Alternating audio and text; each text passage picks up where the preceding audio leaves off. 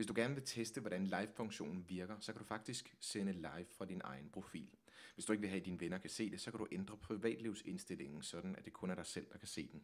Du trykker altså på venner, eller hvad der nu står under dine privatlivsindstillinger, og ændrer den til kun mig. Herefter trykker du på live-ikonet ved Føj til dit opslag, og så vælger du live-video igen. Herefter skulle kameraet gerne begynde at filme, men du er altså ikke live endnu.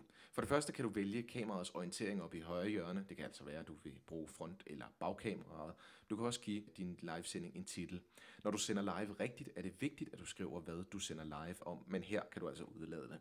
Jeg vælger at skrive test, og så trykker jeg gå live. Nu tæller Facebook ned fra 3 sekunder, og så er du live.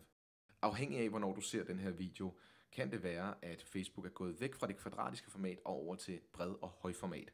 Hvis Facebook er gået over til høj- og bredformat, så husker du selvfølgelig at dreje håndleddet, så din video vender den rigtige vej. Når du er færdig med at teste livesendingen, kan du trykke på afslut.